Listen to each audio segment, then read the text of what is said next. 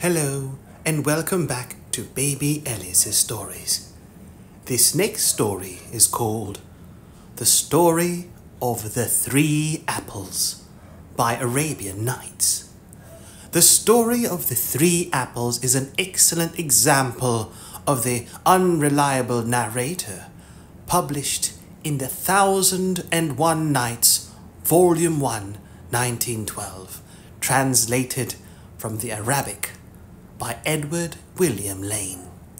Shall we begin, Baby Elias? The Story of the Three Apples.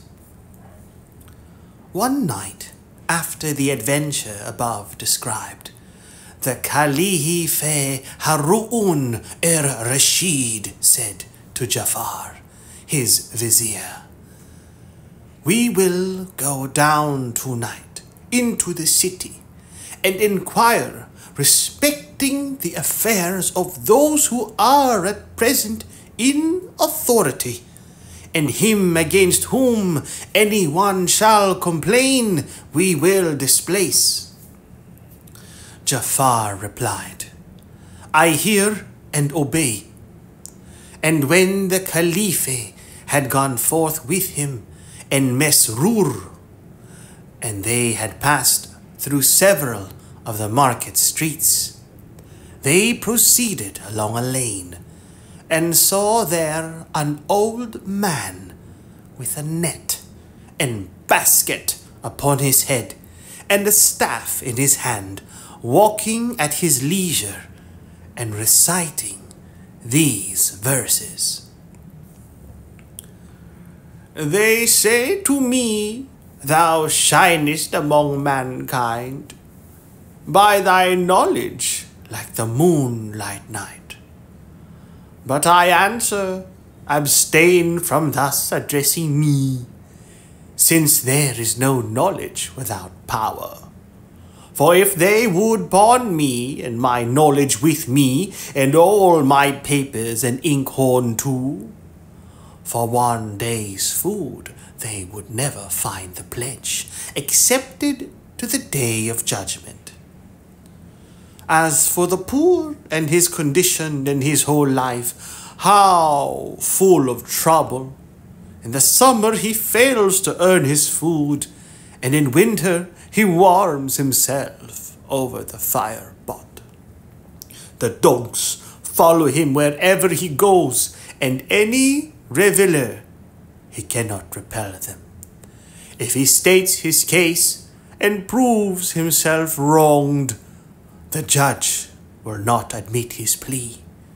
Such then being the poor man's life, his fittest place is in the burial ground."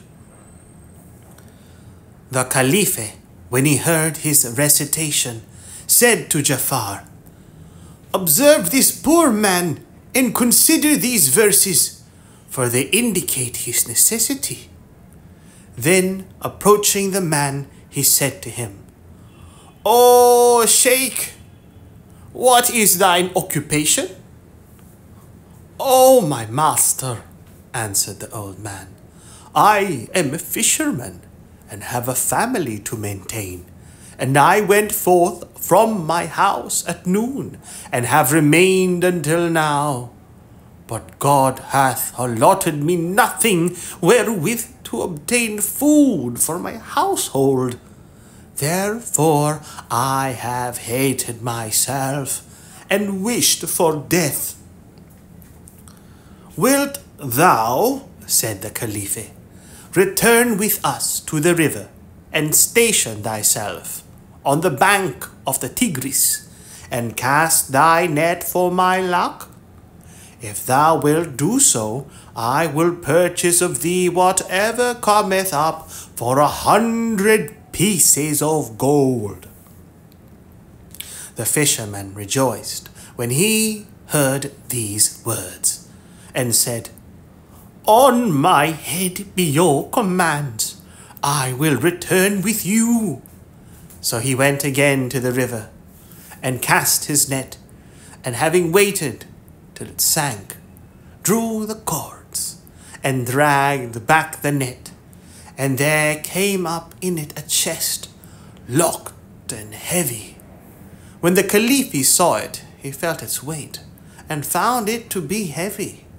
And he gave 100 pieces of gold to the fisherman, who went away, while Mesrur, assisted by Jafar, took up the chest and conveyed it, in company with the Caliph, to the palace, where they lighted the candles and placed the chest before the Caliph. Jafar and Mesrur then broke it open, and they found in it a basket of palm leaves sewed up with red worsted. And they cut the threads, and saw within it a piece of carpet, and lifting up this, they found beneath it an izar. And when they had taken up the izar, they discovered under it a damsel like molten silver, killed and cut in pieces. When the Caliph beheld this, tears ran down his cheeks, and looking towards Jafar, he exclaimed, "O dog of viziers, shall people be murdered in my time, and be thrown into the river, and become burdens upon my responsibility? By Allah, I must retaliate for this damsel upon him who killed her and put him to death." Then he said to Jafar, "By the truth of my decent form, by the truth of my decent from the Caliphs of the sons of El Abbas, if thou do not bring to me him who killed this woman, that I may avenge her upon him, I will crucify thee at the gate of my palace, together with 40 of thy kinsmen." And the Caliph was enraged. "Grant me," said Jafar, "a delay of 3 days." "I grant thee the delay," replied the Caliph. Jafar then went forth from his presence, and took his route through the city, sorrowful, and saying within himself, "How shall I discover him who killed this damsel, that I may take him before the Caliph? And if I take to him any other person, he will become a weight upon my conscience. I know not what to do." For 3 days he remained in his house, and on the 4th day the Caliph sent to summon him, and when he had presented himself before him, said to him, "Where is the murderer of the damsel?" "O Prince of the Faithful," answered Jafar, "am I acquainted with things hidden from the senses, that I should know who is her murderer?" The Caliph, incensed at this answer, gave orders to crucify him at the gate of his palace, and commanded a crier to proclaim through the streets of Baghdad, "Whosoever desireth to amuse himself by seeing the execution of Jafar el-Barmaki, the vizier of the Caliph, and the crucifixion of his kinsmen at the gate of the Caliph's palace, let him come forth and amuse himself." So the people came forth from every quarter to see the crucifixion of Jafar and his kinsmen, and they knew not the cause of this. The Caliph then gave orders to set up the crosses, and they did so, and placed the vizier and his kinsmen beneath to crucify them, and were awaiting the Caliph's permission, while the people wept for Jafar and his relatives. But while they were thus waiting, a handsome and neatly dressed young man came forward quickly through the crowd, and approaching the vizier said to him, "Safety to thee from this predicament, O chief of emirs and refuge of the poor. It was I who killed the woman whom ye found in the chest.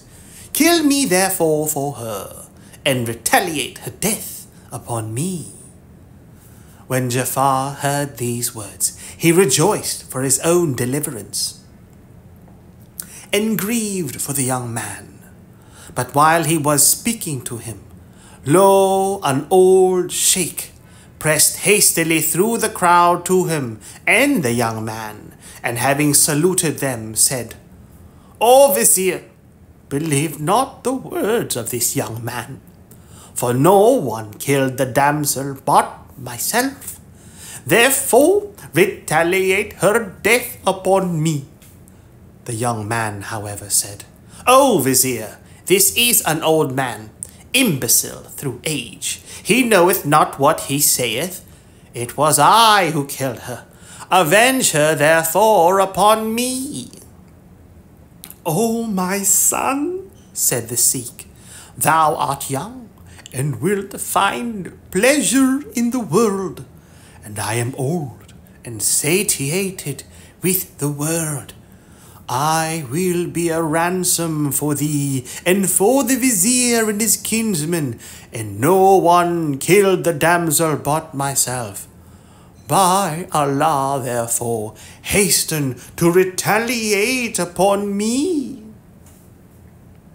On witnessing this scene, the Vizier was astonished, and he took the young man and the Sikh to the Caliph and said, "O Prince of the Faithful, the murderer of the damsel hath come."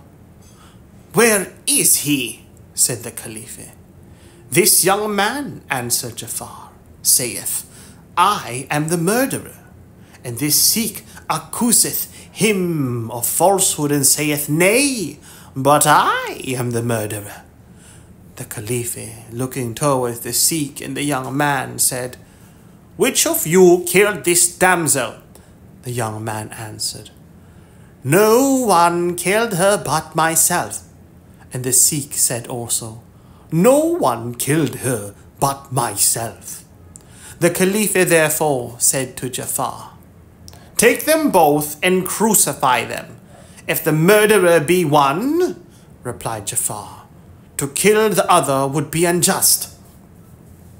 The young man then said, "By him who raised the heavens and spread out the earth, it was I who killed the damsel." And he gave an account of the manner of his killing her. And described what the Caliph had found. The Caliph therefore was convinced that the man was he who had killed the damsel, and he was astonished and said, "What was the cause of thy killing this damsel unjustly, and of thy confessing the murder without being beaten, and thy saying, Retaliate her death upon me?" The young man answered as follows, "Know, O Prince of the Faithful, that this damsel was my wife and the daughter of my uncle. This Sikh was her father and is my uncle. I married her when she was a virgin, and God blessed me with 3 male children by her, and she loved me and served me, and I saw in her no evil. At the commencement of this month, she was attacked by a severe illness, and I brought to her the physicians, who attended her until her health returned to her. And I desired them to send her to the bath. But she said to me, I want something before I enter the bath, for I have a longing for it. What is it? said I. She answered, I have a longing for an apple, to smell it, to take a bite from it. So I went out immediately into the city and searched for the apple, and would have bought it had its price been a piece of gold. But I could not find one. I passed the next night full of thought, and when the morning came, I quitted my house again, and went about to all the gardens, one after another. Yet I found none in them. There met me, however, an old gardener, of whom I inquired for the apple. And he said to me, "Oh, my son, this is a rare thing, and not to be found here, nor anywhere except in the garden of the Prince of the Faithful at El Basra, and preserved there for the Caliph." I returned therefore to my wife, and my love for her so constrained me that I prepared myself and journeyed 15 days by night and day, in going and returning, and brought her 3 apples, which I purchased of the gardener at El Basra for 3 pieces of gold. And going in, I handed them to her. But she was not pleased by them, and left them by her side. She was then suffering from a violent fever, and she continued ill during a period of 10 days. After this she recovered her health, and I went out and repaired to my shop, and sat there to sell and buy. And while I was thus occupied, at midday there passed by me a black slave, having in his hand an apple, with which he was playing. So I said to him, "Whence didst thou get this apple? For I would procure one like it." Upon which he laughed and answered, "I got it from my sweetheart. I had been absent, and came and found her ill, and she had 3 apples, and she said to me, 'My unsuspecting husband journeyed to El Basra for them, and bought them for 3 pieces of gold.' And I took this apple from her." When I heard the words of the slave, "O Prince of the Faithful," the world became black before my face. And I shut up my shop, returned to my house, deprived of my reason by excessive rage. I found not the 3rd apple, and said to her, "Where is the apple?" She answered, "I know not whither it is gone." I was convinced thus that the slave had spoken the truth, and I arose and took a knife, and throwing myself upon her bosom, plunged the knife into her. I then cut off her head and limbs, and put them in the basket in haste, and covered them with the izar.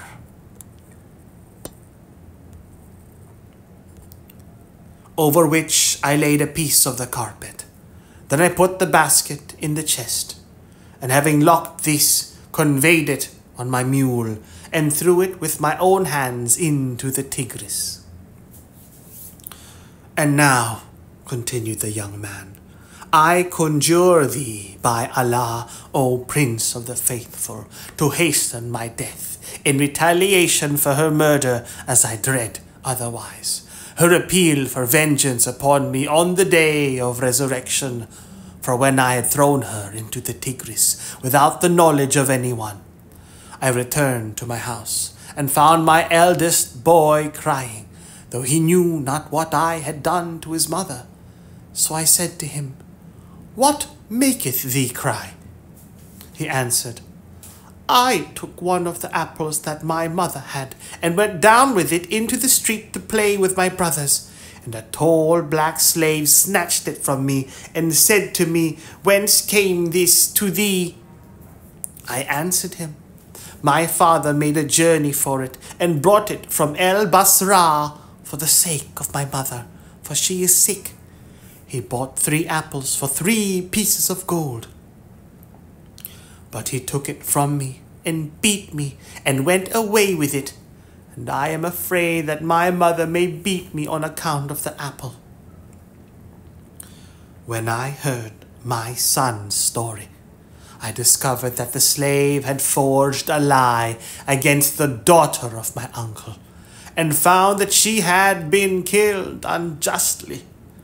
And as I was weeping bitterly for what I had done, this sheik, my uncle, and her father came to me, and I informed them of the event, and he seated himself by me and wept, We wept until midnight and continued our mourning for her 5 days, ceasing not to the present day to bewail her death. By the honor of thine ancestors, therefore, hasten my death, to retaliate her murder upon me." The Caliph wondered at the young man's story and said, "By Allah, I will not put to death any but the wicked slave, for the young man is excusable." Then looking towards Jafar, he said to him, "Bring before me this wicked slave, who hath been the cause of the catastrophe, or if thou bring him not, thou shalt be put to death in his stead." So the vizier departed, weeping and saying, "Whence shall I bring him? Not every time that the jar is struck doth it escape being broken. I have no stratagem to employ in this affair. But he who delivered me in the first case may deliver me in the second. By Allah, I will not go out from my house for 3 days, and the truth, whose perfection be extolled, will do what he willeth." So he remained in his house for 3 days, and on the 4th day he caused the Qadi to be brought, and made his testamentary arrangements. And as he was bidding farewell to his children and weeping, lo, the messenger of the Khalifa came and said to him, "The Prince of the Faithful is in a most violent rage, and hath sent me to thee. And he hath sworn that this day shall not pass until thou art put to death, if thou do not bring to him the slave." On hearing this, Jafar wept, and his children wept with him. And when he had bidden them all farewell, except his youngest daughter, he approached her for the same purpose. He loved her more than all his other children, and he pressed her to his bosom, and wept at the thought of his separation from her. But in doing this, he felt something round in her pocket, and said to her, "What is in thine pocket?" She answered, "O my father, it is an apple. Our slave Rayhan brought it, and I have had it 4 days. He would not give it me until he had received from me 2 pieces of gold." At this mention of the slave and the apple, Jafar rejoiced and exclaimed, "O ready dispeller of trouble!" And immediately he ordered that the slave should be brought before him. He was therefore brought in, and he said to him, "Whence came this apple?" "O my master," he answered, "I went out 5 days ago, and entering one of the by-streets of the city, I saw some children playing, and one of them had this apple. And I snatched it from him and beat him, and he cried and said, 'That belongs to my mother, and she is sick. She wanted my father to bring her an apple, and he made a journey to El Basra and brought back for her 3 apples, which he bought for 3 pieces of gold. And I took this to play with. Then he cried again, but paying no regard to him, I took it away and brought it hither. And my little mistress bought it off me for 2 pieces of gold.'" When he heard this story, Jafar was filled with wonder at discovering that this distressing event and murder of the damsel had been occasioned by his slave, and he took the slave and went with him to the Caliph, who ordered that the story should be committed to writing and published. The end. Good night, baby Elias.